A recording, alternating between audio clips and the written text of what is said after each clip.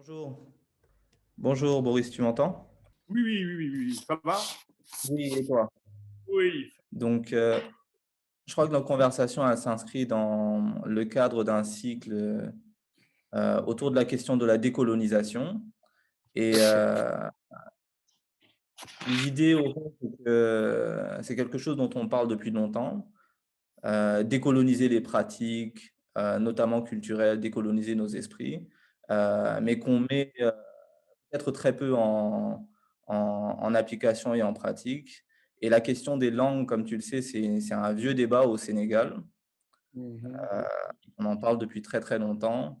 Peut-être que de manière schématique, on peut dire que Senghor et Cheikh Anta représentent deux pôles opposés dans ce débat. Donc il y a le pôle francophile qui pose d'emblée la langue française comme une sorte de nécessité qui s'imposerait à nous. Et puis, il y a l'autre pôle, celui de la réhabilitation des langues africaines, de l'affirmation de leurs aptitudes au moins égales à formuler des énoncés, qu'ils soient scientifiques ou à produire des littératures. Et donc, parmi les arguments francophiles, qui sont ceux qu'on oppose souvent à ceux qui font la promotion des langues vernaculaires, des langues africaines, on retrouve comme ça l'attribution de qualités uniques à la langue française, et ça, c'est quelque chose qu'on retrouve chez Senghor. Il y a aussi des réserves d'ordre économique et politique à l'adoption du Wolof comme langue de travail, d'administration, d'enseignement généralisé. Et parmi les réserves politiques, on pose souvent la question de la langue dans le projet de construction de la nation, quoi. Et la nation, conformément au modèle jacobin français, on la pense souvent comme une entité monolingue. Et une fois qu'on a dit ça, dans le camp, on va dire francophile, on avance que seul le français peut faire figure de langue administrative imposée à tous les groupes au Sénégal sans qu'aucun groupe linguistique particulier n'en prenne ombrage. Et de l'autre côté du débat, du côté de Cheikh Anta, on n'a pas de faiblesse particulière pour la langue française, on n'a pas de crainte a priori du tribalisme, mais il me semble qu'on a des arguments de bon sens. Le premier, c'est que toutes les langues, dans l'absolu, se valent. Chacune porte en elle des ressources infinies qui, ensemencées par le travail de ses penseurs et écrivains, permettent de dire le monde, quoi, à partir de son point de vue particulier. Il y a le fait que les Sénégalais, dans leur grande majorité, n'entendent pas la langue française. Une petite minorité maîtrise cette langue. Et quiconque a visité le Sénégal, y compris la capitale, Dakar, constatera que la langue du quotidien, la langue dans laquelle vivent les gens, dans laquelle ils s'énoncent, ce n'est pas le français, mais c'est bien le Wolof. Et la langue entre les mains d'un écrivain, du romancier en particulier, c'est un peu comme un filet de pêche, quoi. Et la question qui se pose, c'est au-delà de la question du public, des lectorats, tout ça, c'est est-ce que le filet de pêche français, il est propre à procurer de bonnes pêches dans l'océan sénégalais? Peut-il dire nos réalités telles qu'on les vit, telles qu'on les ressent? Dans un entretien que tu as donné à une revue mexicaine, je crois, Circulo de Poyesa, tu confiais: mes romans en français ne sont pas liés à ma vie ni aux diverses réalités du Sénégal. Les mots sont froids, ils ne peuvent apporter au récit la décharge électrique dont il a besoin et qui ne se trouve que dans notre langue.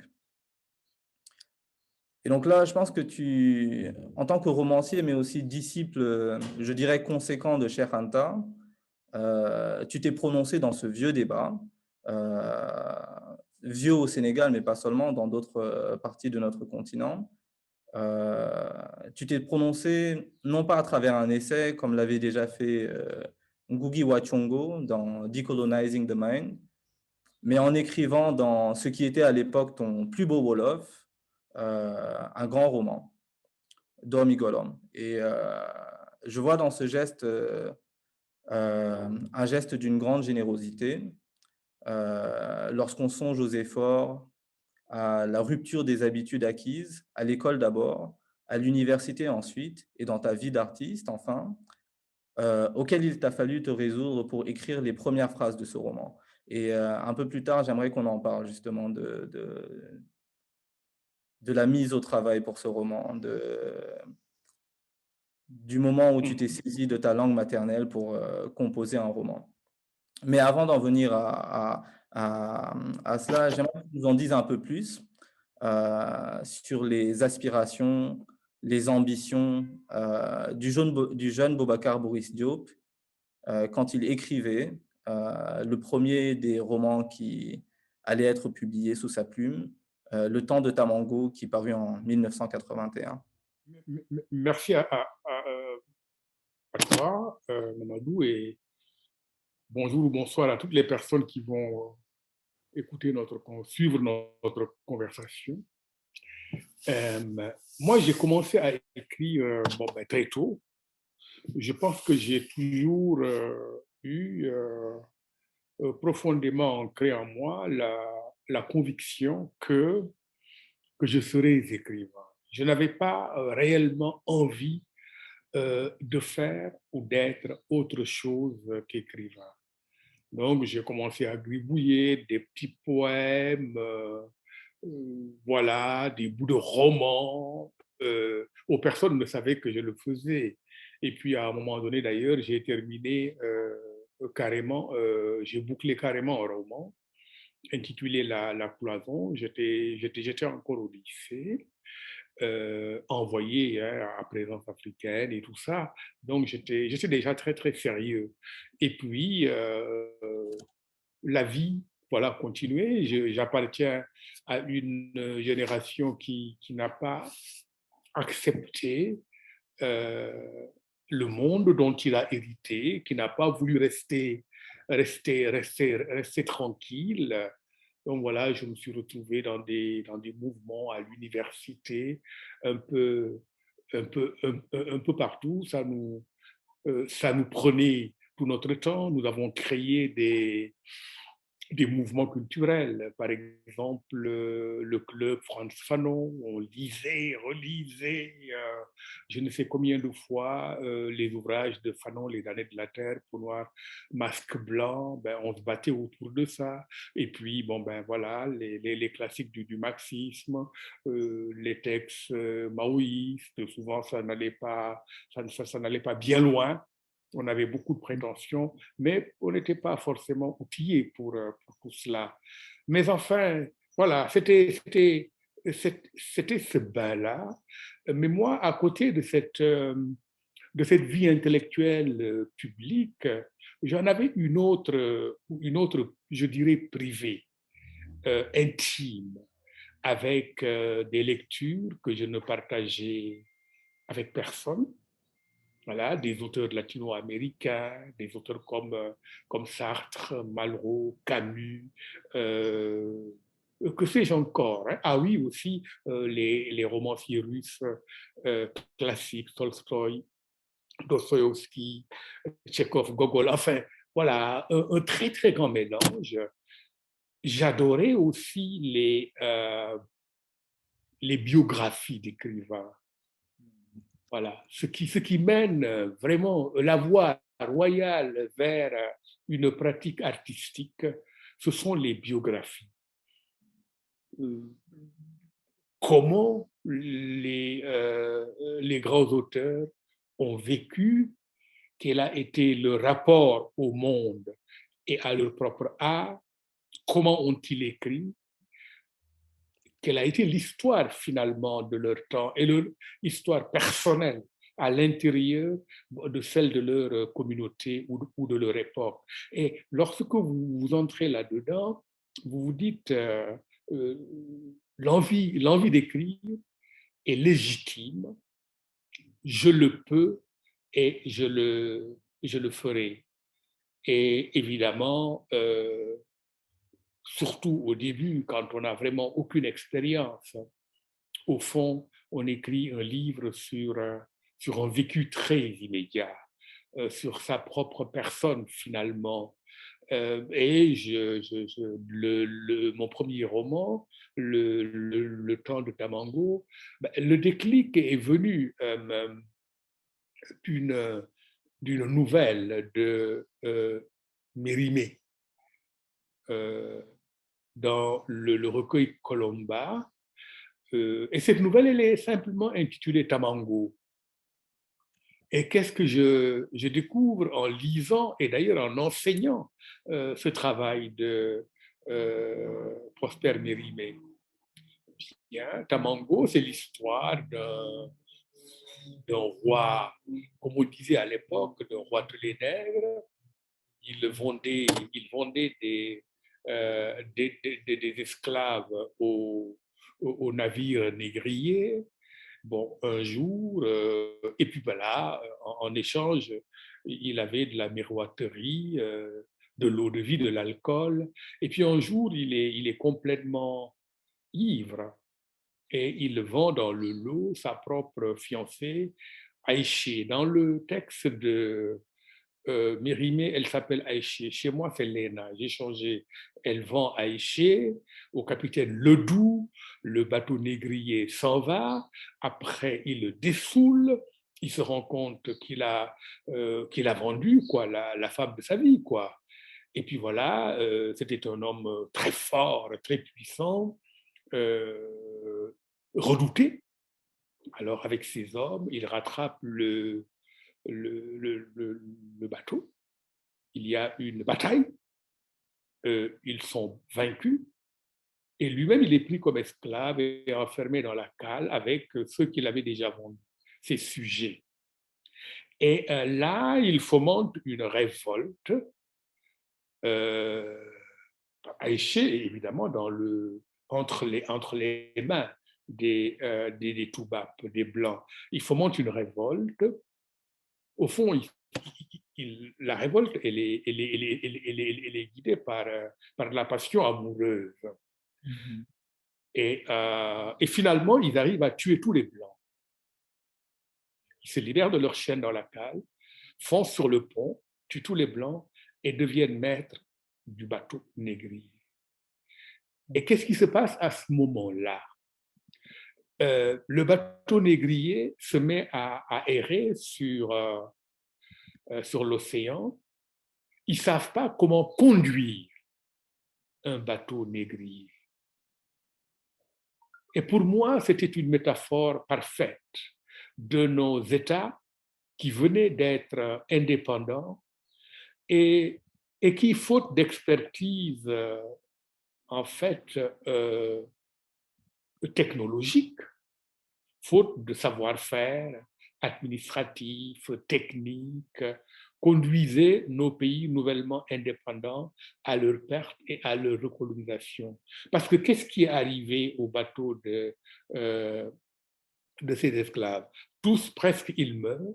Il y a une poignée qui survivent, dont Tamango. Ils finissent, ils échouent parce que le bateau dérive, hein, un peu comme nos pays ont dérive jusqu'aux Antilles britanniques. Il est pris comme esclave là-bas, il vit dans une plantation et il y meurt d'alcoolisme, d'éthylisme. Voilà. Le fait que Tamango retombe dans l'esclavage, c'est vraiment identique au processus de recolonisation que nous sommes en train d'expérimenter. Alors, quand j'ai lu cette nouvelle, mais j'ai dit, mais ça c'est nous. D'autant plus que, étant sénégalais, je sais que nous appelons notre pays Sunugal, notre bateau. Il y avait trop de coïncidences intéressantes pour que je n'ai pas envie d'en faire un roman. Et je l'ai fait. Et évidemment, maintenant, la révolte de Tamango, c'est la révolte estudiantine. Mhm. La révolte estudiantine, voilà, nous tous qui nous voulions, Maxi, c'est l'assassinat de Omar Diop Blondin, voilà. Et ensuite, évidemment, il y a le personnage de Ndongo qui est le reflet de mes lectures de l'époque. Mhm. Parce que j'ai dit que j'avais une double face intellectuelle, la face publique. J'étais là avec les camarades. Bon, on récitait le manifeste du Parti communiste. Voilà, on préparait le grand soir de la dictature du prolétariat. Mais ben, une fois seul, je lisais des auteurs beaucoup moins recommandables, je dirais, du point de vue révolutionnaire. Et c'était des personnages tourmentés, qui avaient de fortes angoisses existentielles, qui ne croyaient finalement en rien, qui se demandaient si vraiment ce que nous racontions dans la journée à propos de la Révolution, ça avait du sens. C'est-à-dire, la nuit, je mettais en doute tout ce que j'avais professé dans la journée, proféré aussi, oui. Et puis, voilà, et dans le roman, tu as les deux faces. Hein. Tu as Cavagliane, qui est vraiment le révolutionnaire pur et dur, intransigeant, qui ne se pose aucune question, qui sait que ça, c'est le chemin vers la liberté et le progrès, et qui, pour ça, est prêt à dévaster le monde. Hein. Tu as Ndongo, voilà. Ndongo, ça veut dire étudiant. Hein. Il y a aussi le personnage de Tcherno, qui signifie le maître. Tu as Ndongo qui est, bon ben voilà, comment on dit, qui est assez mou, qui est intellectuellement affûté, qui est très très sceptique, et bon, qui est vraiment finalement, oui, qui est dans l'angoisse existentielle, métaphysique. Donc mon premier roman, c'est ça. Et voilà, il y a une, oui, avec, c'est un premier roman. Il y a un premier roman. Il y a là-dedans, voilà, toutes mes lectures, toutes mes envies littéraires, tous mes petits péchés, et puis avec évidemment comment dire, le sens de l'exagération propre aux, aux auteurs encore immatures. Voilà, je dis là-dedans de 100 ans de solitude de Gabriel Garcia Marquez. Je ne pouvais pas rater ce clin d'œil, que c'est le chef-d'œuvre absolu de la littérature universelle. Oh, je ne parlerai plus comme ça aujourd'hui. Voilà, je comprends mieux le système, quoi. Mais j'étais complètement emporté, emballé par ces auteurs-là. Ils ont eu une grande influence sur moi, mais évidemment, je dois dire que je n'ai pas trop m'étendre là-dessus, je l'ai tant de fois raconté. Il y avait la bibliothèque de mon père où on trouvait tous les livres que je lisais et relisais, lisais et relisais. Et puis le soir, il y avait les contes que j'entendais et qui faisaient sur moi, qui avaient sur moi un effet absolument époustouflant, absolument extraordinaire. Alors, oui, parce qu'en écoutant les contes, j'éprouvais toute la gamme des sentiments humains, la peur, la joie, le mépris, la colère, la haine, véritablement. Et c'était la même chose avec les livres. Je suis devenu écrivain finalement parce que j'étais très, très impressionnable. J'étais naïf. Peut-être pas vraiment très intelligent. Parce que euh, les copains, les cousins avec qui j'écoutais ces contes, eux, ils comprenaient que c'était juste des contes, qu'il n'y avait pas à éprouver des émotions exceptionnelles, quoi. Ce conte, on l'écoute, bon, c'est très gentil, et on reprend sa vie pratique normale. Moi, je n'avais pas vraiment ce sens pratique-là.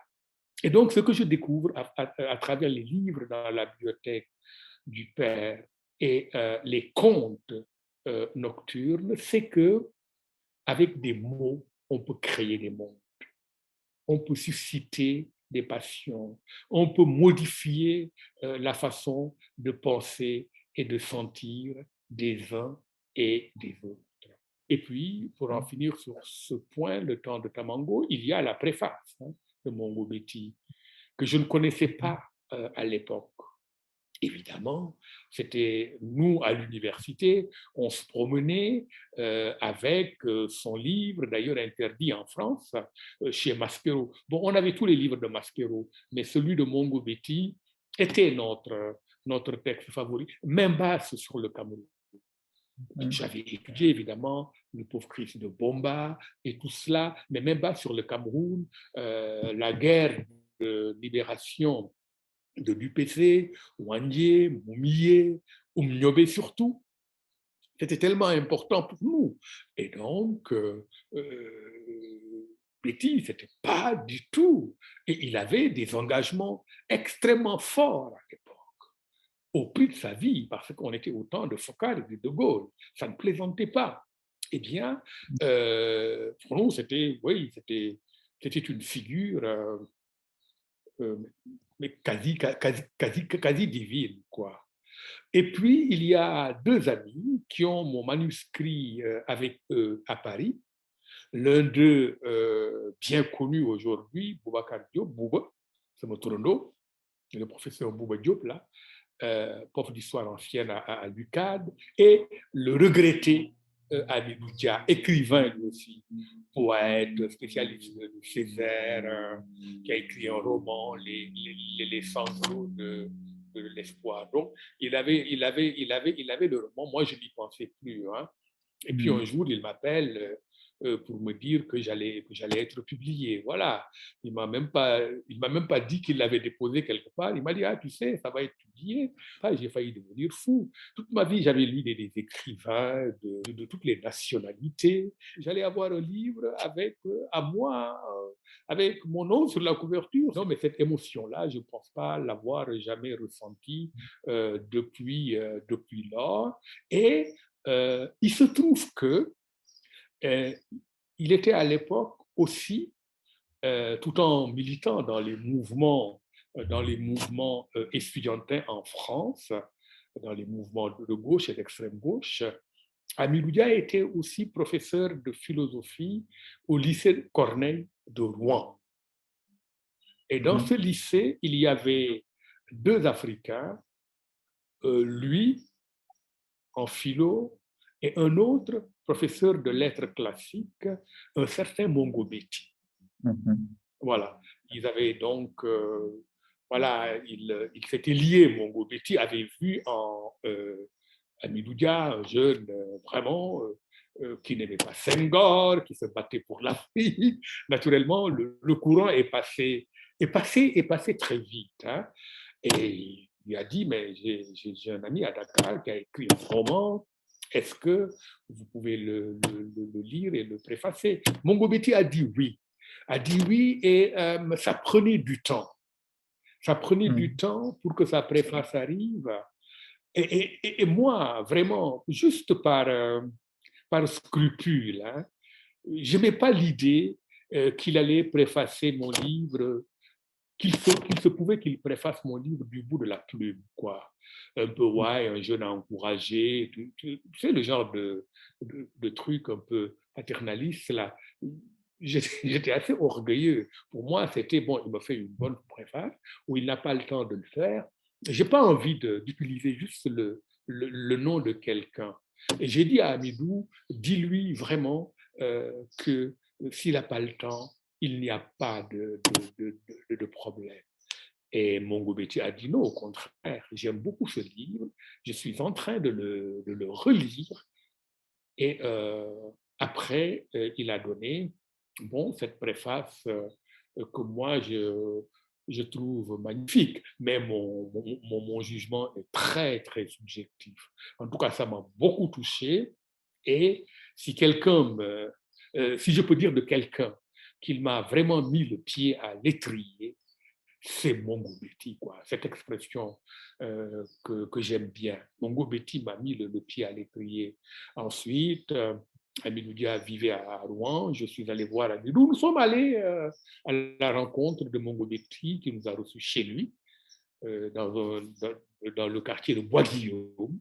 Une très belle maison avec sa femme et ses enfants. Et l'histoire n'est pas finie, parce que par la suite, j'écrirai un livre avec sa veuve, Odile, Mhm. quand je deviendrai bon, plus connu.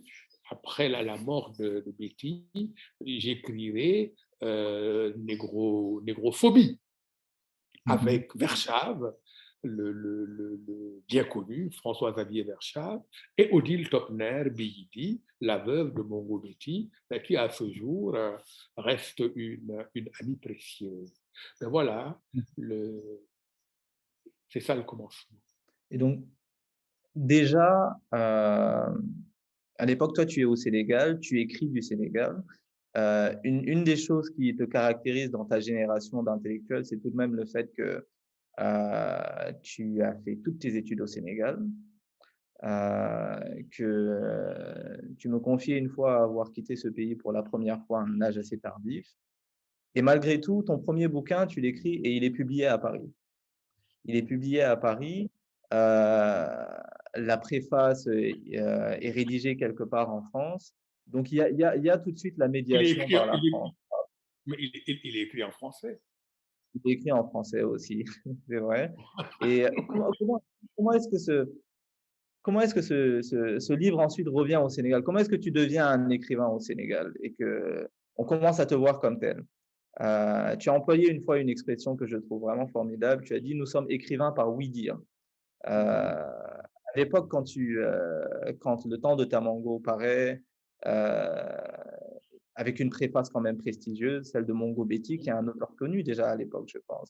Il fait partie des classiques africains, si je ne me trompe pas. Oui, Euh, déjà à l'époque. oui.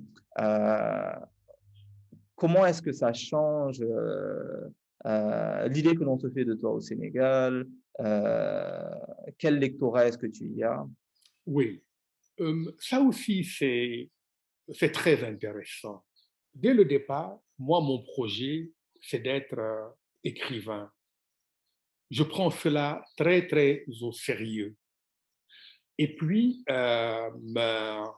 j'écris le Tantamango, d'autres textes d'ailleurs, que je n'ai jamais montrés, et je me rends compte d'abord d'une chose, c'est que pour quelqu'un qui veut faire de la fiction, mon grand défaut, c'était une sorte de lyrisme absolu.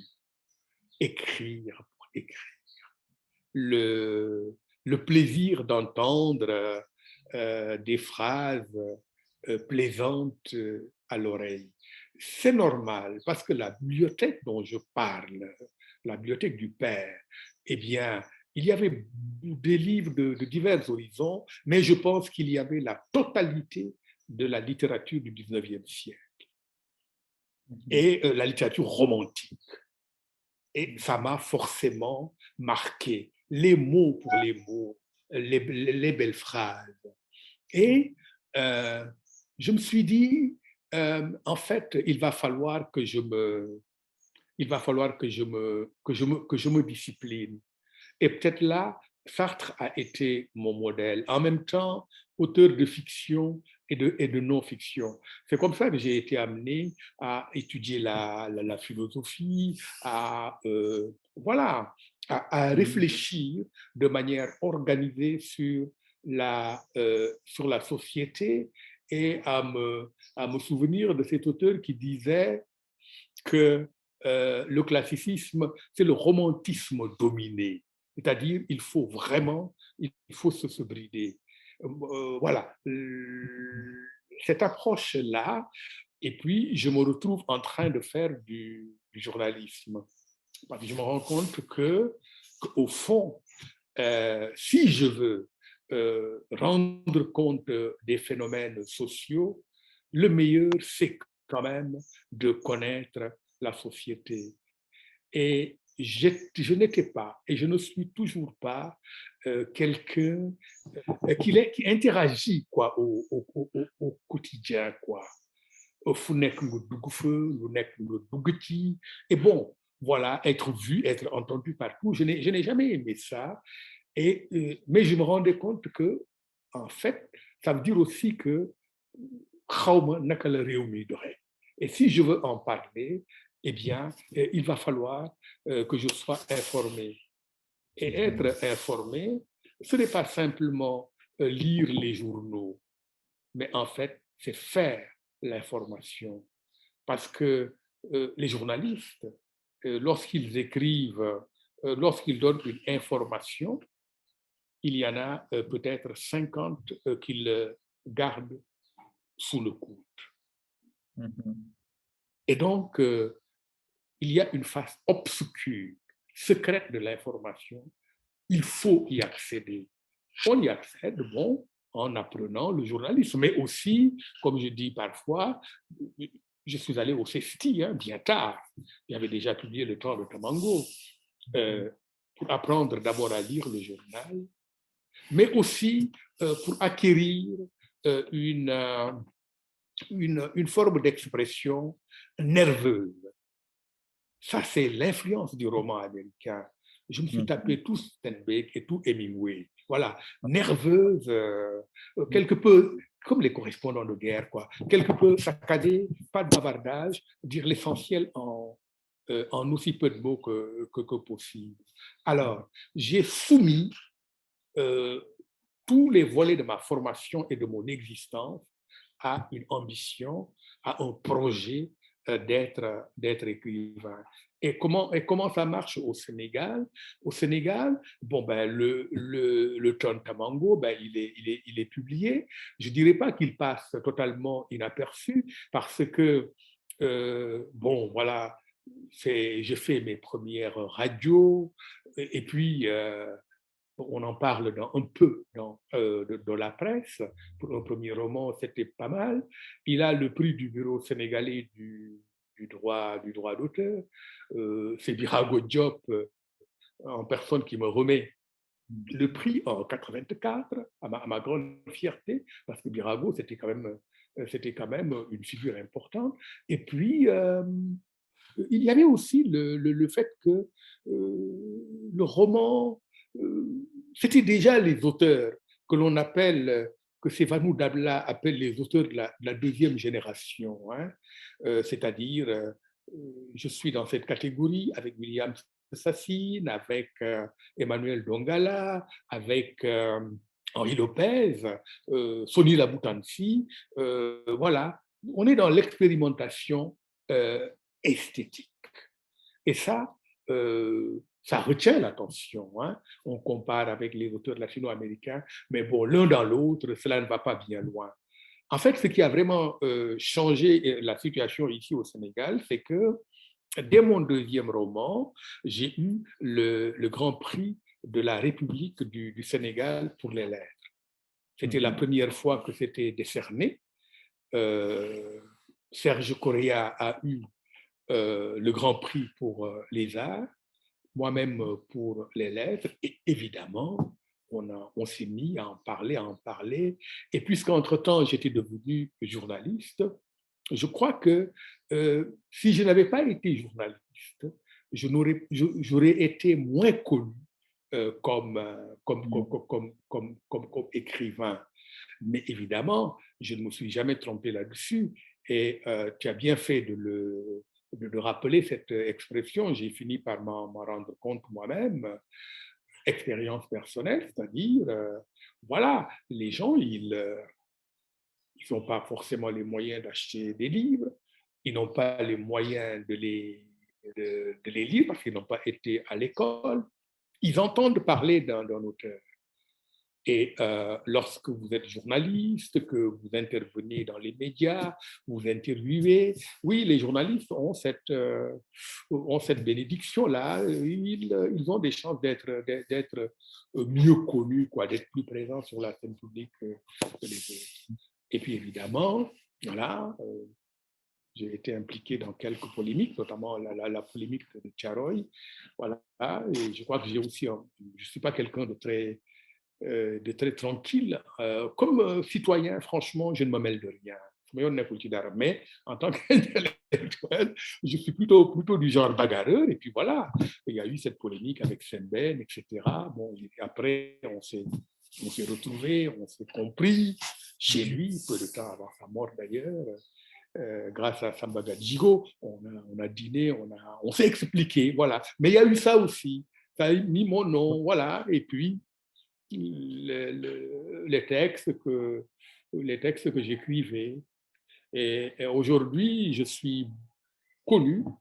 Bon, on sait, oui, il est écrivain, il a écrit des livres, on ne les a pas forcément lus, mais bon, j'interviens bon, sur les questions quoi, qui intéressent la société sénégalaise et le continent africain, pour ne pas dire d'ailleurs l'humanité. Et puis voilà, ces prises de position-là, c'est autant de coups de projecteur sur une œuvre littéraire. Oui, j'ai l'impression que ce que tu dis sur le journalisme, sur la littérature américaine, la recherche d'une écriture nerveuse, ça pourrait presque, déjà être vu comme, Heu, une manière déjà chez toi de prendre tes distances avec, la littérature française, je crois. Parce que, avec la bibliothèque de ton père, Ah, c'est vrai. il y a Oui. déjà bon, on ne fétichise plus la langue, c'est parce que bon, souvent la littérature française, c'est, son objet, c'est la langue française elle-même, quoi. C'est une espèce de fête à la langue française perpétuelle. Mhm, Et là, mhm, déjà, tu prends tes distances avec ça. Et il y a presque il y a aussi un mépris, hein, souvent dans le monde intellectuel et le monde académique, le monde, de la littérature. Moi, je sais pas, j'ai en tête, des livres terribles, dans, la littérature du 19e siècle française sur les journalistes, sur la caste des journalistes et mhm. cetera. Et toi, bien Oui, au contraire, comme Bellamy. oui, voilà, quoi. C'est le Bellamy de jour Maupassant, oui, oui.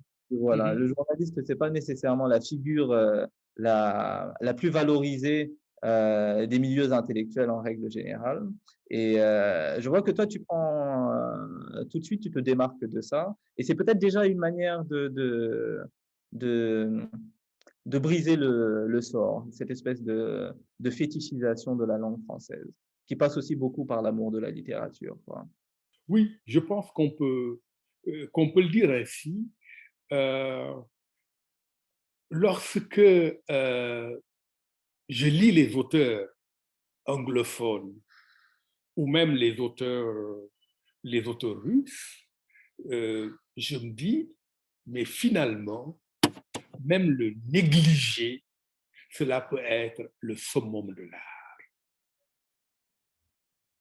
Tu sais, quand on interroge le romancier André Gide, quand on lui demande qui est le plus grand poète français de tous les temps, je crois, il dit Victor Hugo, hélas. C'est ça. Le hélas, c'est, oui, c'est le plus grand, mais il est tellement bavard, il est tellement lyrique. Finalement ça sonne creux, c'est trop, c'est trop spectaculaire. Et Mmh. je pense qu'il y a une grande différence entre...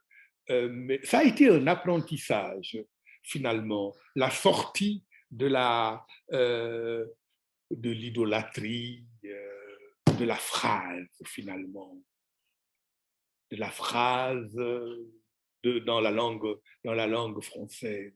Ça ne s'est pas fait du jour au lendemain. Jusqu'à un roman comme Le Cavalier et son ombre, je suis encore plus ou moins là-dedans.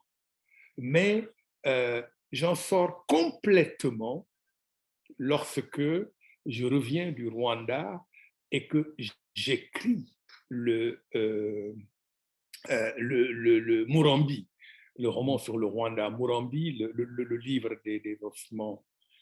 Là, c'est des petites phrases sèches, vraiment sans aucune prétention, oh, qui veulent aussi évidemment être efficaces. Hein, c'est la moindre des choses. Et quand je le finis, j'écris à une amie, je lui dis, mais j'ai fini d'écrire Murambi et je l'ai écrit avec beaucoup de cynisme. Et elle a voulu savoir ce que j'entendais par là.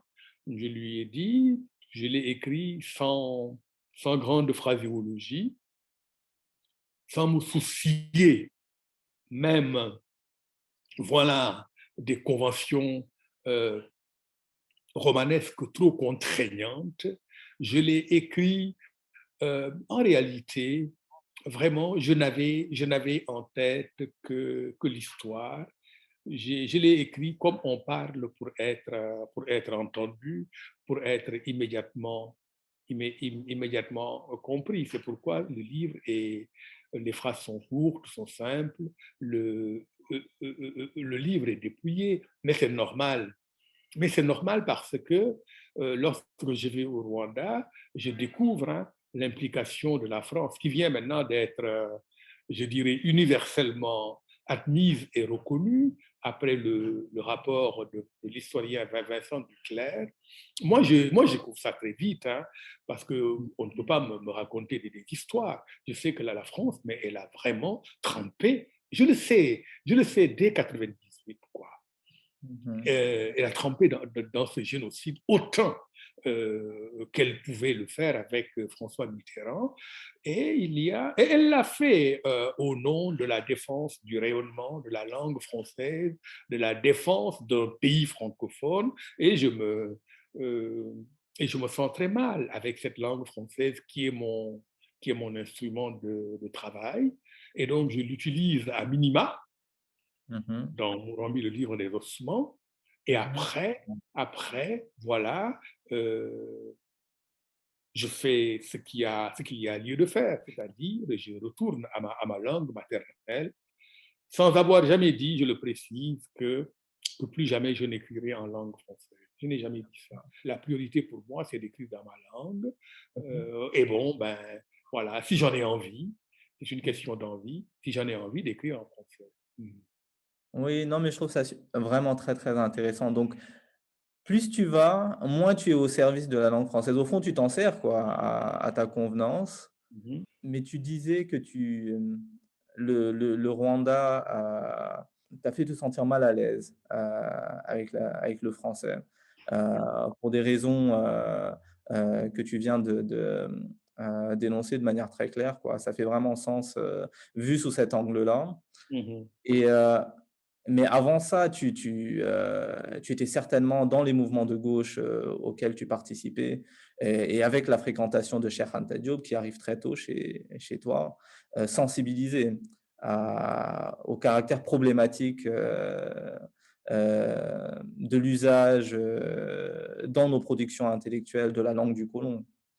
Je peux dire que d'une certaine façon, j'ai grandi, mais au sens le plus précis du terme, à l'ombre de Cheikh Anta Diop, parce que, voilà, euh, ma grand-mère était une Fagey Bafagey, une figure politique de la Médina, voilà, sœur de Lamine Gueye, et très hostile à Senghor, vraiment. Moi, j'appartiens à une famille historiquement hostile à Senghor. C'était l'époque des rouges et des verts, quoi. Et c'est sur les rouges, et puis BDS, Senghor, les verts, avec des batailles dans toute la ville de Dakar, Samba Gueye, Samba Diop, etc. Et puis, voilà, Cheikh Anta, il venait à la maison. Je Mmh. l'ai vu étant vraiment très, très jeune, sans rien comprendre à la politique. Mamadou Dia venait. Enfin, ma grand-mère, elle était, oui, elle avait cette importance-là. Et puis, bon, un jour, ma mère me prend, ma mère n'a dit fond et dit à Cher, bien que n'a sama doom dit, quoi. Bon, voilà. Oh, j'aime pas beaucoup parler oui, mais ce sont des faits qui ont eu lieu, quoi, qui se sont déroulés. Ensuite, je me suis retrouvé au RND et tout. À l'époque, d'ailleurs, j'avais écrit un livre que vraiment je regrette d'avoir perdu. C'est mon premier essai.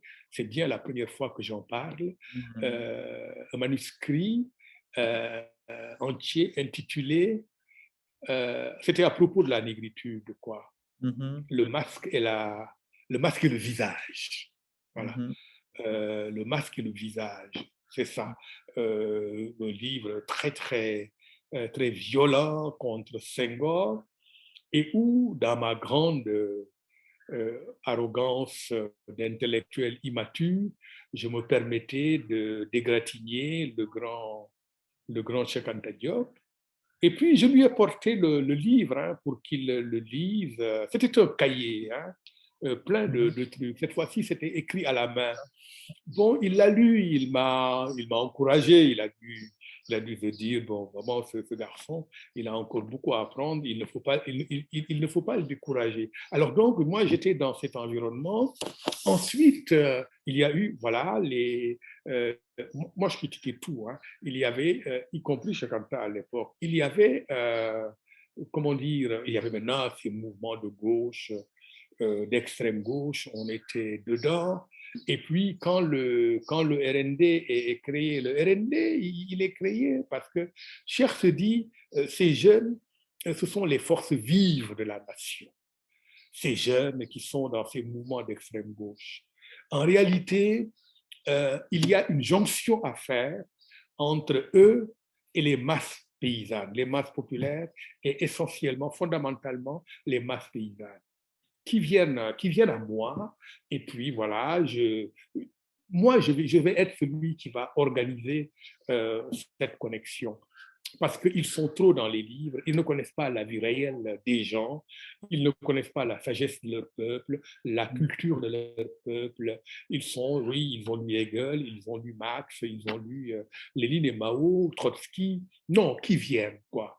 Et au fond, le projet RND, c'est ça. Hein. Et on n'y est pas allé, on n'y est pas allé juste comme ça du jour au lendemain. Tous ces petits groupes-là ont discuté entre eux.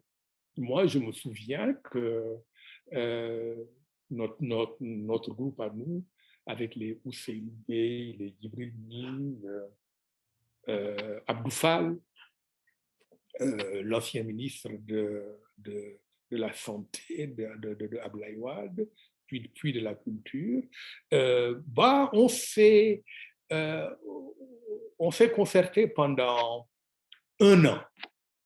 Un an, chaque jeudi, le même responsable du secrétariat politique du RND est venu parler avec nous. Et figure-toi que celui-là, c'était Abdoulaye Eliman Khan, le philosophe. Et les réunions avaient lieu chez moi, dans ma chambre. Et on discutait, le programme, telle virgule n'est pas bien placée, mais ça, c'est écrit, mais est-ce que c'est vrai parce que Mao a dit ceci ou cela? Enfin oui, on discutait, on discutait.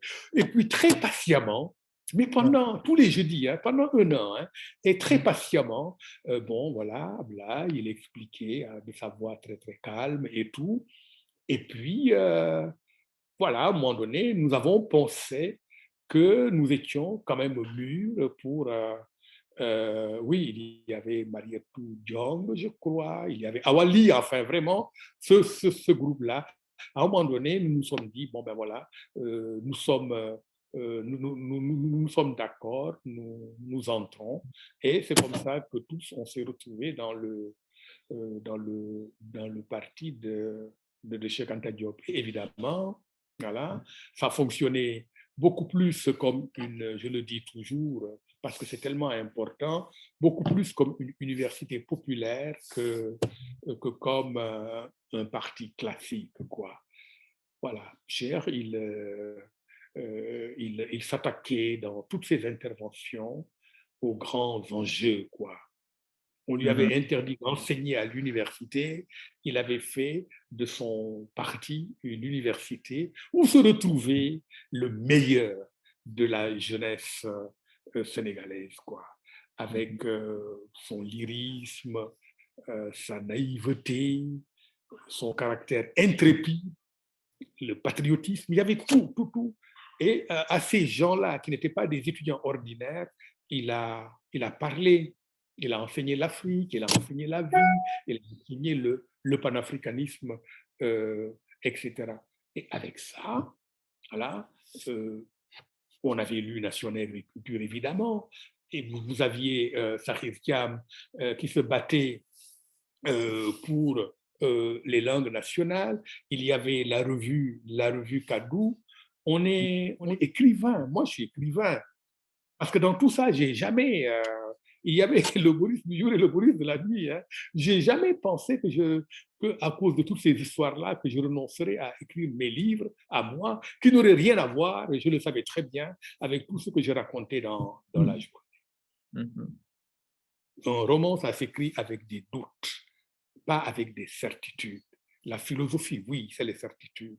Sinon, on ne va nulle part. Le roman, c'est avec les doutes. On est playing in the dark. On joue dans les ténèbres. C'est le livre d'un ouvrage de Toni Morrison à propos justement de l'acte d'écrire. Je me rends compte donc très vite que écrire dans les langues nationales, c'est la solution. Ouais. Mais il y a deux choses.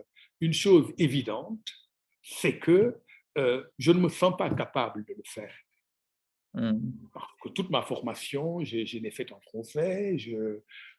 Oui, j'avais fait évidemment Wolof à l'université, mais enfin, ce n'est pas avec ça qu'on écrit un roman. Je n'avais pas lu des romans. Je ne connaissais pas bien. C'était un monde vraiment qui se refusait en quelque sorte à moi. Et puis, ça, c'est la raison avouable. La raison peut-être moins avouable, c'est que, au fond, je me sentais malgré tout à l'aise dans la langue, dans la langue française. Bon, voilà, très bien. J'étais gamin quand les grands du quartier me faisaient des tapes sur les épaules. Tu vois, tu grandis avec cette vanité-là, mais tu n'en sors pas, au fond, comme ça, du jour au lendemain. Quoi. Donc, j'ai fait de la résistance. Et comme j'ai dit, le Rwanda, ça a été le push. Quoi. Ça a été ce qui m'a amené à me dire euh, euh, je le ferai, quoi Mhm. qu'il en coûte. Et évidemment, oui, tu l'as dit au début, ça prend de l'énergie. Ça prend, je pense vraiment, c'est très difficile Mhm. d'avoir été formaté d'une certaine manière et de dire, moi, je vais casser le miroir. J'ai pas, c'est, et donc, c'est comme ça que j'ai écrit Don Nicolo. Mais au départ, j'étais sûr que je n'y arriverais jamais, mais je me suis dit, mais comme Nico Birago dit, si tous les fous ne sont pas des jokes, peut-être bien que tous les jokes sont des fous. Voilà, c'est une obstination vraiment jopienne, mais Mhm. de fou, quoi. Moo tax ma dem ci. Je raconterai probablement un jour plus en détail le processus d'écriture de Don Migolo, qui a été Mhm. extrêmement difficile. Après le roman suivant, Mamelou Kochibarma, c'était devenu un jeu d'enfant. Et celui que je suis en train de terminer, c'est encore plus facile. Mais ça a été très dur au début. Mhm. Très vite, on est très vite passé sur euh, les difficultés des débuts d'une pratique d'écriture en Wolof. Mhm. J'aimerais pas qu'on s'apesantisse là-dessus. Peut-être qu'à une autre occasion, tu disais Oui, tout à l'heure que tu voudrais t'étendre bien plus sûr, bien là-dessus. sûr. Mais à partir de quand est-ce que à la douleur euh, se substitue le plaisir d'écrire en Wolof? Quand est-ce que tu commences à prendre goût finalement dans la composition de Don Migolo, à l'emploi du Wolof comme langue dans laquelle tu crées tes personnages, tu les fais s'exprimer. Donc oui, quand est-ce que quelle forme est-ce que cela prend, ce plaisir de l'écriture en langue Wolof? Dans un premier temps, j'écris sans arrêt. Et évidemment, puisque je reviens dans cette langue comme outil d'écriture, il me faut vérifier l'orthographe encore et encore. Et je pense que pour les 250 à 300 pages de d'Omigolo, j'ai bien dû en écrire entre 1500 et 2000. Dommage que j'ai perdu tout ça. Et le plaisir maintenant commence lorsque tout ça est en machine et que je commence à enlever.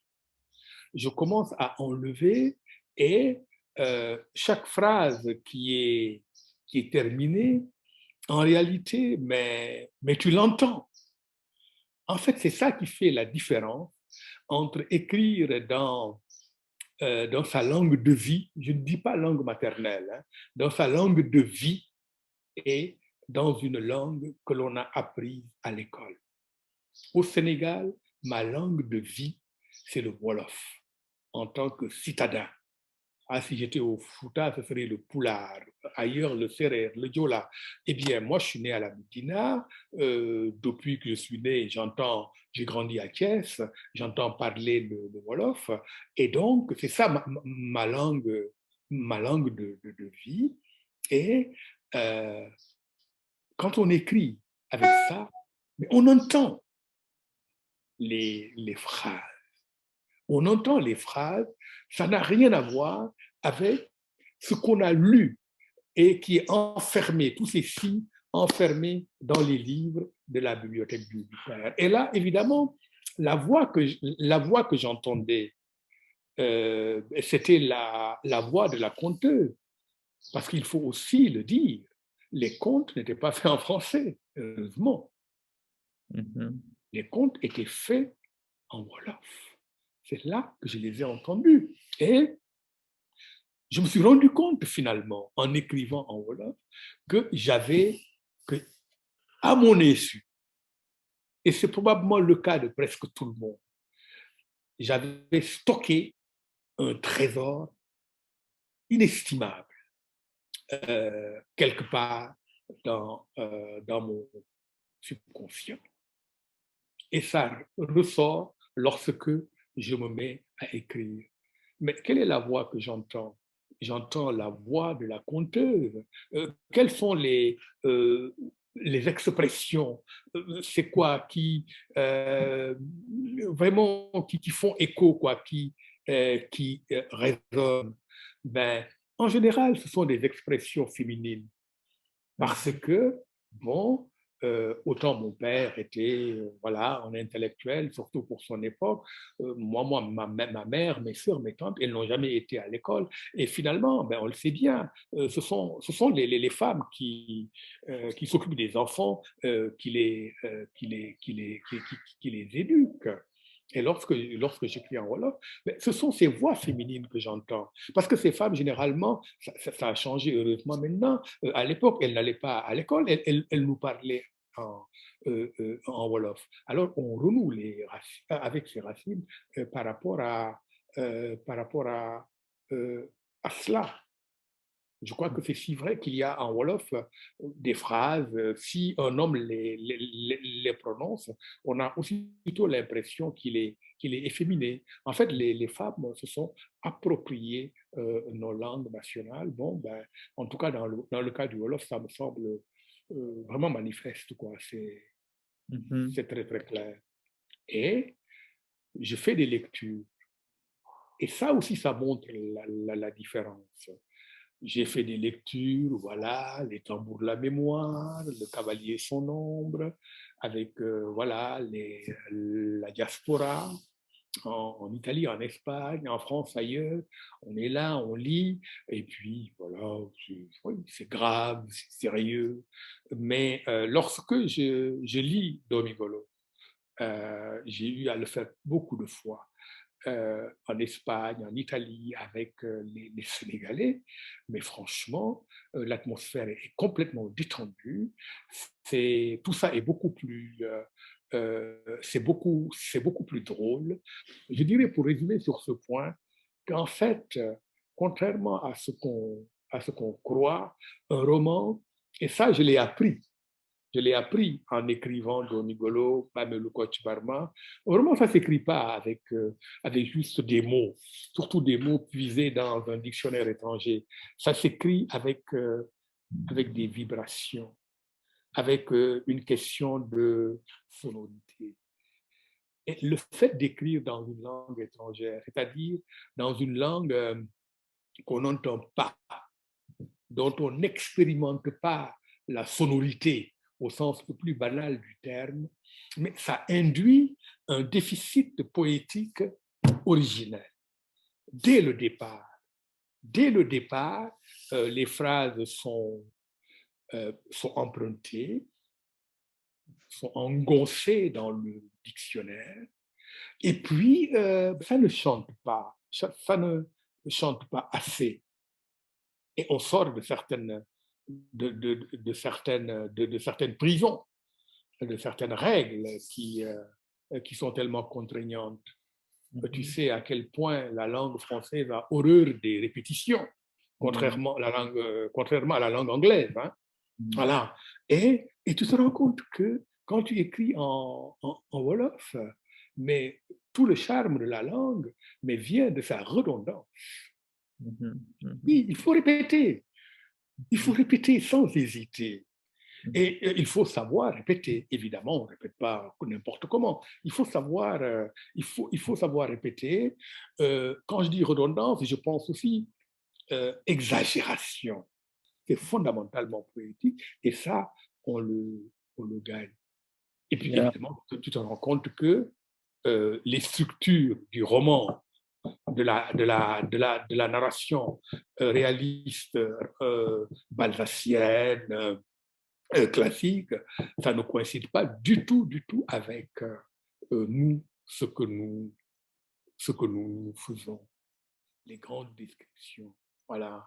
On vous parle de je ne sais pas quoi, de Balzac qui a décrit les mollets de Grandet, des trucs comme ça. Non, ça ne fonctionne pas. Voilà.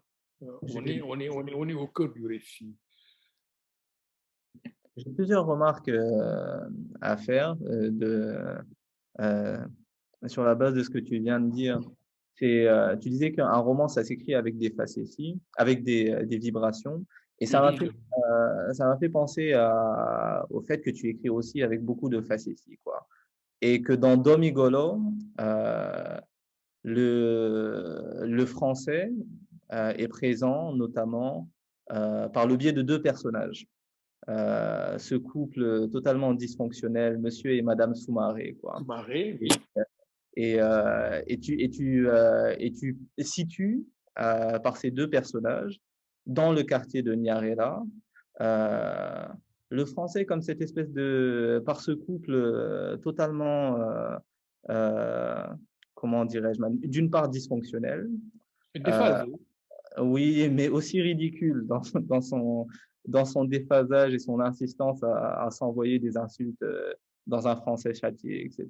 Donc voilà, quoi. Ça, c'est la dimension drôle de, de la manière dont tu situes le français. C'est une sorte de métaphore aussi du français dans ce pays, le couple sous-maré. Et l'autre chose à laquelle tu m'as fait penser, c'est que, au fond, peut-être qu'on peut penser à l'écrivain africain qui s'échine à écrire en français, qui se donne vraiment beaucoup de mal. Tu sais, au chanteur pop qui peut être situé un peu partout dans le monde, qui pense qu'il doit chanter en anglais pour être entendu, quoi. Et qui, en même temps qu'il est en train d'essayer de chanter de manière harmonieuse, se donne beaucoup de mal aussi à avoir un accent, quoi, qui fasse le bon accent anglais ou américain. Mais malheureusement, ça fonctionne jamais. On entend toujours des pointes euh, qui indiquent qu'on n'a pas là affaire à quelqu'un qui est native speaker. Et, et s'ajoute à la tentative de faire de l'art, ce côté maniéré qui vraiment plombe toute l'entreprise, quoi. Et je me demande si on peut pas voir un peu l'écriture en français, parce que souvent, beaucoup de textes littéraires d'Afrique francophone qui sont caractérisés par cette langue un peu trop maniérée, qui en fait un peu trop un excès de et Oui, oui. oui, oui, tu Ce voulais. que tu viens de dire, Mhm. ça m'a fait repenser à une anecdote. Tel grand philosophe que je ne nommerai pas, congolais, avec ses amis, chaque semaine, ils se retrouvent Le jeu, ça consiste à se dire des obscénités en latin. Voilà. Et comme ça, un groupe d'intellectuels africains, chaque semaine, se retrouve pour s'insulter en latin et Wow. montrer évidemment leur maîtrise de cette langue, cette érudition. Et tu sais, il y a la chose la plus normale au monde, c'est le fait que les auteurs africains, même les plus engagés, pour ne pas dire les plus militants, il n'y a rien de plus normal que le fait qu'ils aient écrit en français ou aussi en anglais de l'autre côté. Est-ce que ça ne t'étonne pas que quelqu'un comme même Mongo Betty, mais qui était un écrivain carrément révolutionnaire, Ouais. au fond, la question de la langue ne l'a jamais tourmenté vraiment. Mhm. Mhm. Et il n'est pas le seul. Sembène, oui, il y a eu des efforts, surtout pour son cinéma, vers la langue wolof, mais ses romans, il les a écrits jusqu'au bout en français. Il y a d'une part, évidemment, le fait que, au moment où on écrit, là, on a une formation en fait, se remettre en question, ça devient difficile, surtout sur un continent où à l'époque, tout était urgent. C'était la pression des circonstances politiques. Il faut écrire maintenant. La raison fondamentale pour laquelle tous ces auteurs étaient à l'aise en langue française, c'était parce qu'ils écrivaient pour s'adresser non pas à leur peuple, mais à l'étranger, aux colonisateurs. Pour Mhm. le critiquer, avec les meilleures intentions du monde, hein, ils avaient le plus grand respect pour leur propre population, leur propre peuple, et ils ont dit, euh, comme Césaire, je serai la voix des voix qui s'affaissent au cachot du désespoir. Je vais parler pour mon peuple. Mais ils oublient, dans chemin faisant, de parler à leur peuple. Parler pour mon peuple, ça veut dire je vais faire honte aux colonisateurs. Je vais dénoncer l'oppression coloniale. Je vais lui montrer que ça doit cesser. Mais dans tout ça, on met son peuple entre parenthèses. Au fond, on lui dit calme-toi. Au fond, on en fait une entité immature, quoi. Calme-toi, je suis en train de me battre. Bientôt, tu auras la liberté. Et puisque le fondement du projet colonial, c'est la théorie de la table rase, vous les Noirs, vous n'avez rien apporté au monde, ni écriture, ni religion, ni civilisation, enfin rien, rien, rien. On écrit aussi pour impressionner le blanc. Et tu mens, Mhm. pas comme j'écris. J'entends beaucoup d'Africains dire, oh, un tel, il parle la langue française mieux que les Français. C'est un projet inconscient, ça. Ouais, j'écris très bien. Donc, voilà, tu n'as aucune raison de me mépriser. Mais dans tout ça, au fond, on se retrouve pris au piège. C'est ça que j'appelle le tête-à-tête entre l'intellectuel africain et finalement le colonisateur. Mhm. Ils sont en dialogue permanent et au fond, ça continue. Hein. C'est ce que j'appelle le péché originel de la littérature africaine. Ça, c'est le point de départ qui est faux. Et puis, on se fait avoir. Pourquoi? Parce que le colonisateur, il a tout compris. Il a dit, tu es en train de m'insulter. D'ailleurs, tous ces livres-là, censés critiquer la colonisation, ont été préfacés par de la Force, de la Vignette, Hardy, Monteil, etc. Ils ont préfacé ces livres-là. Ils ont encouragé cette littérature. On dit carrément que le tout premier roman de langue française, Force Bonté, 1926, Bakary Diallo, ça a été écrit par des Toubabs. On encourage ça, en fait, insulte-moi tant que tu veux, mais s'il te plaît, insulte-moi dans ma langue. Mhm. Insulte-moi dans ma langue, et puis que ton peuple ne soit pas au courant, que ça reste entre eux. Et après, on a ces élites dont Césaire dit que ce sont des élites décérébrées. Je crois que la décérébration dont Césaire parle dans le discours sur le colonialisme, ça, c'est une de ces manifestations. Et c'est ça qui fait de Cheikh Anta Diop quelqu'un, mais de si important. C'est-à-dire, il a compris avant presque tout le monde que au cœur de la question linguistique gît l'essentiel, qu'on nous tient par la langue. Bu dee dafa am bu mu jaam tamit bu ñu takkal ci suñu làmmiñ lañ ko takk di xëcc. Cheikh Anta di ñu lay womat ni gëleem. C'est comme ça, c'est l'expression qu'il utilise. Voilà. Donc, oui, c'est ça. Franchement, au départ, et on n'en est pas, on n'en est pas sorti, quoi. On a parlé de littérature négro-africaine, littérature subsaharienne, mais moi, aujourd'hui, je parle, sans méchanceté aucune, de littérature négro-parisienne. La littérature africaine, elle est repartie sur les bords de la Seine. C'est là-bas qu'elle est née et elle est retournée quoi, à la source. Quoi. Oui, il y a peut-être aussi, entre le temps de Mongo Betty et notre présent, des changements profonds qui sont intervenus dans nos pays eux-mêmes.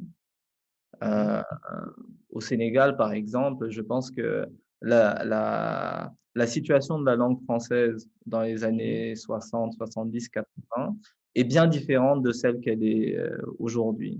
Les médias, dans leur immense majorité, diffusent en Wolof. L'université elle-même, au niveau même universitaire, on ne parle pas nécessairement le français que parlaient les gens, tes camarades de classe devant vous à l'époque.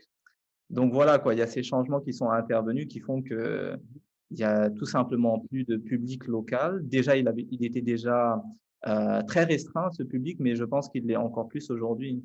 Ce qui fait que, comme tu dis, la littérature, cette littérature est redevenue négro-parisienne. Enfin, donc, il y a aussi ces changements Oui, qui, je oui, crois, l'expliquent aussi. Voilà, oui. Ben, le changement, d'où est-il venu? Il reste à le savoir. Mais le constat est là. Mais si on raisonne maintenant à l'échelle globale du continent, il faut bien avouer que les situations sont très différentes d'un pays à l'autre.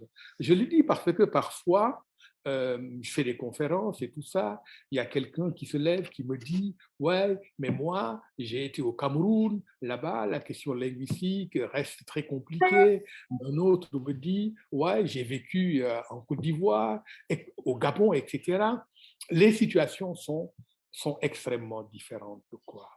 Et en réalité, ici, il me semble que tout est parti, encore une fois, de 1954, Nation nègre et culture.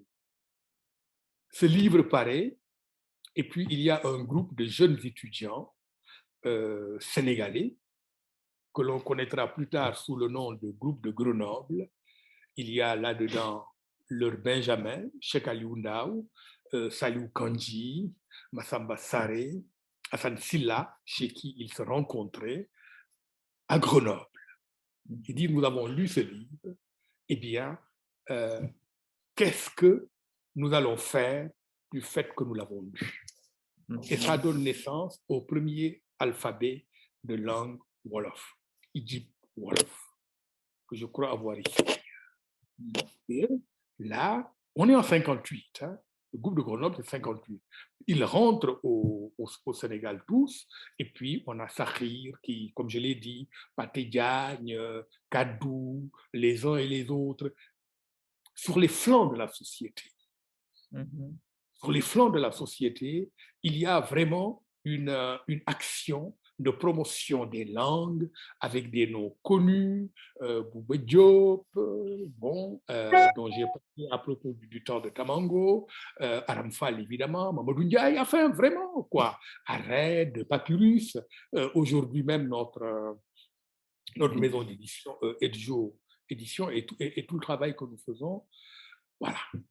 Et c'est pour ça qu'on est là. Et c'est là, ça qui me fait dire, au fond, le Sénégal, ben, heureusement pour nous, quoi, c'est le pays de Senghor, c'est-à-dire un pays francophile. Nous aimons encore la langue française.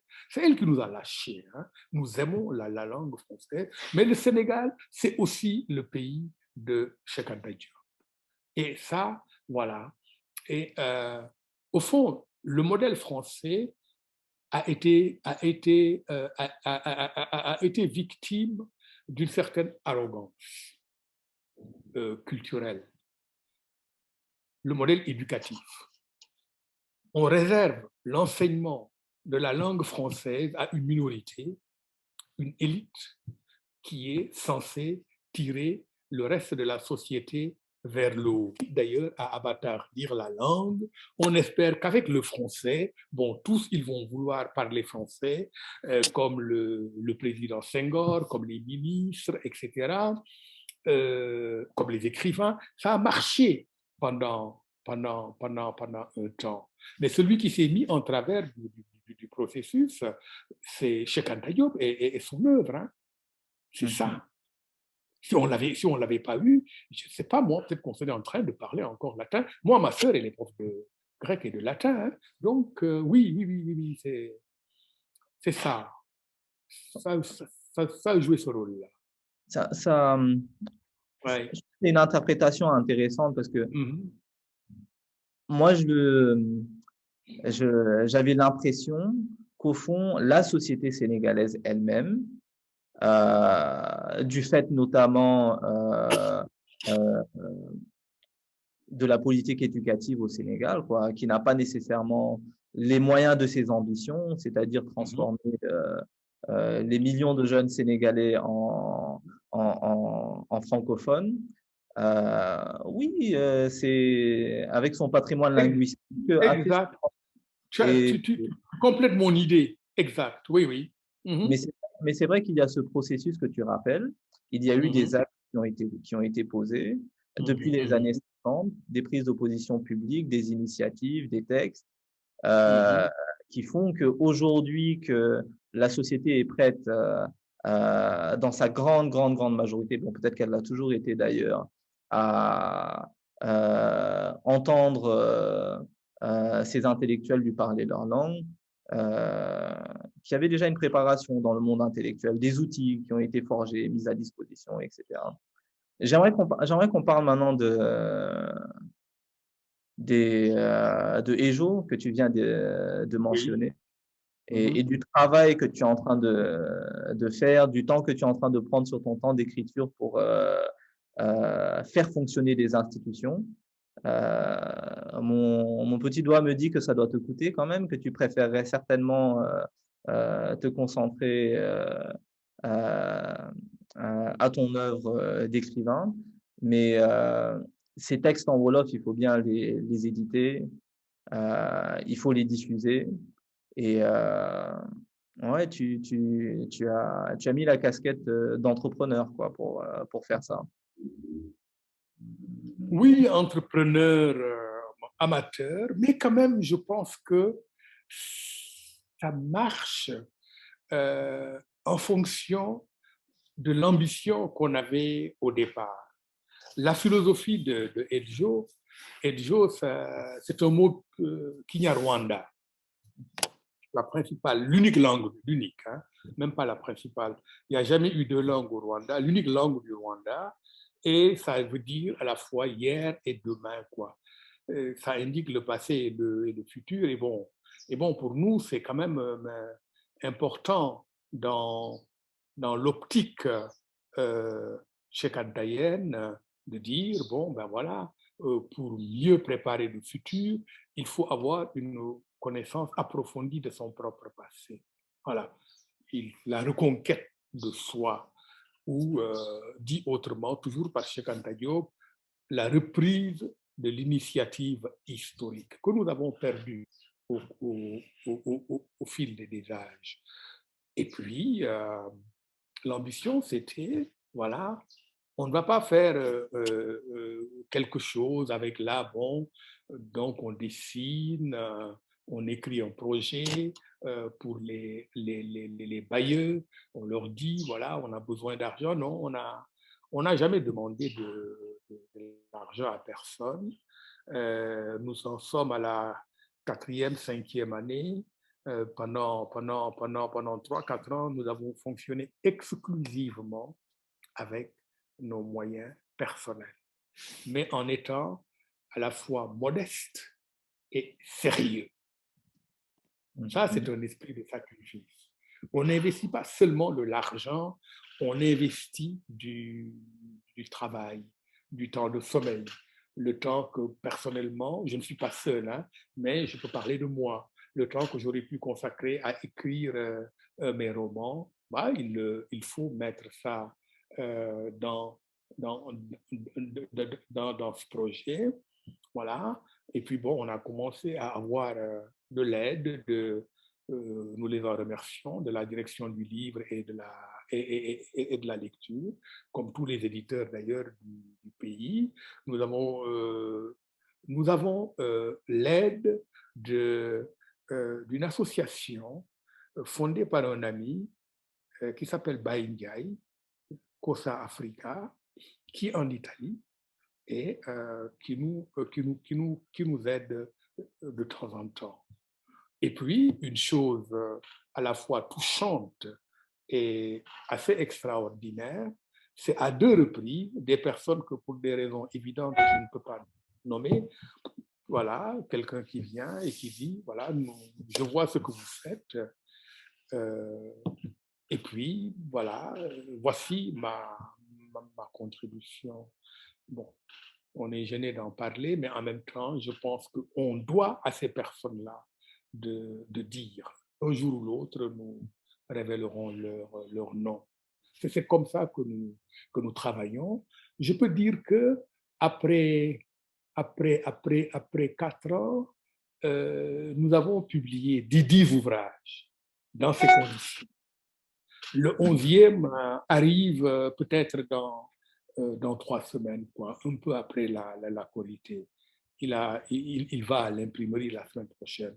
Il a été corrigé, nettoyé, etc. On continue à travailler, mais il n'y a pas que EJO, il y a aussi le journal qui s'appelle defouarou.com, qui est, lui, le premier journal en ligne et en langue wolof de l'histoire du Sénégal. Le premier journal d'information qui en est à sa 3e année, qui fait de l'information normale, avec des interviews, avec des reportages, avec des brèves, etc. Bon, ben, on le fait en ligne. Il y a Odia qui nous donne régulièrement sa caricature. Et bah, au début, évidemment, c'était très confidentiel. Mais aujourd'hui, on nous écrit pour nous demander voilà pourquoi le numéro tarde à sortir, etc. Bon, on n'a pas des dizaines, encore moins des centaines de milliers de, euh, de lecteurs, mais nous en avons de plus en plus. Il y a aussi un projet qui est en cours, qui est en train de prendre forme pour enseigner le Wolof en ligne et en présentiel lorsque les conditions sanitaires le permettront. Mais en fait, l'enseignement en ligne a déjà démarré, hein, voilà, avec quelques membres de notre groupe qui ont des apprenants ici et là, en particulier des personnes qui n'ont jamais eu de contact avec la langue wolof. Ça a démarré. Et Eljo est partie prenante d'un groupe important qui a, à titre totalement bénévole, dispensé pendant 8 semaines à l'IFAN et à l'EBAD, un enseignement de Wolof, enseignement de Wolof à l'usage des Wolophones. C'est-à-dire, si on est Wolof, comment lire et écrire la langue Wolof. Ça a été un succès.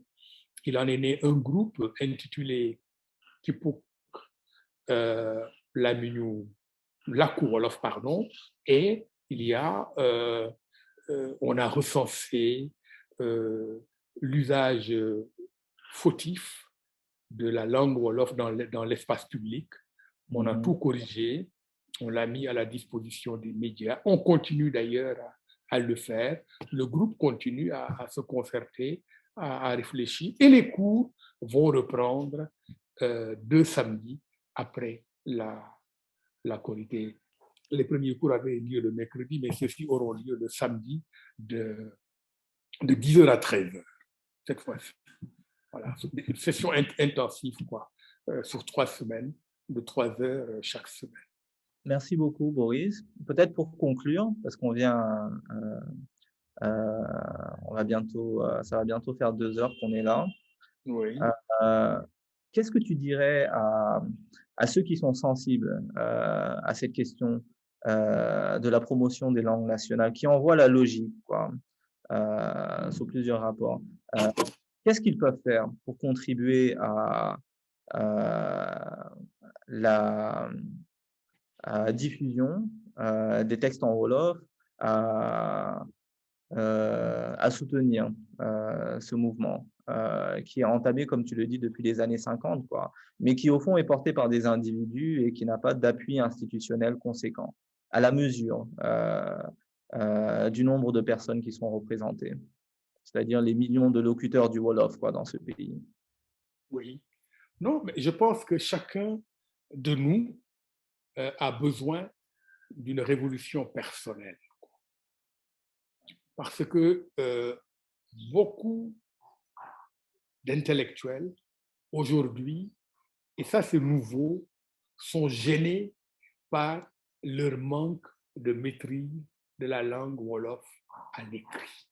Faire le pas qui consiste vraiment à apprendre soi-même cette langue, à apprendre à l'écrire, c'est quelque chose qui n'est pas facile. Mais je crois que tout commence par là. Plus on a vraiment de personnes connues, des artistes, les rappeurs, les écrivains, etc., qui valorisent cette langue en l'apprenant, et je crois que plus on a de chances de succès. Cela dit, il faut savoir que, en fait, il y a des phénomènes d'accélération historique. Tout ce qui se passe aujourd'hui autour des langues nationales, ceux qui s'y intéressent de près sont très impressionnés, mais il y a une véritable effervescence. La prise de conscience est réelle. Et ce n'est pas seulement dans les médias audiovisuels, mais même dans le monde de l'écrit sur Internet. Et c'est une population de plus en plus jeune qui est en demande. Mais ça, c'est venu, c'est pourquoi je parle d'accélération, mais presque du jour au lendemain. Cheikh Anta, il est mort en 86, il y a 38 ans, lorsqu'il s'en va. Mais rien de tout cela n'existe. Cheikh Anta, quand il s'en va en 86, le premier roman de langue Wolof, Aobi, ne sera publié que 10 ans plus tard. Aobi de Mamou Moussidian. Arrête n'existait pas, Ossad n'existait pas, Papyrus n'existait pas, il n'y avait pas vraiment, Internet n'existait pas non plus. Donc il y avait, et c'est venu, et même les radios, le groupe Sud Communication venait de naître. Toutes les émissions des radios étaient en français. Le Wolof, c'était la portion congrue. Donc, en très peu de temps, voilà, je crois qu'il faut quand même faire confiance à l'histoire. Mais aussi comprendre que les véritables révolutions, il y a des révolutions qui naissent dans dans le fracas quoi, des armes, le grondement du tonnerre, des rivières de sang, des gens qui meurent, des cris de haine, de douleur et tout. Ça, on connaît dans l'histoire humaine. Mais il y a des révolutions souterraines. Et ces révolutions-là, il ne faut pas compter sur l'État pour... tu l'as dit au fond au départ, hein, l'État est frileux quand on en vient à la question de la langue, a peur pour l'unité nationale, en plus la francophonie qui surveille tout ça. Il ne faut pas compter sur l'État. Je pense que ce sont des révolutions, comme je dis parfois, qui viennent des flancs de la société.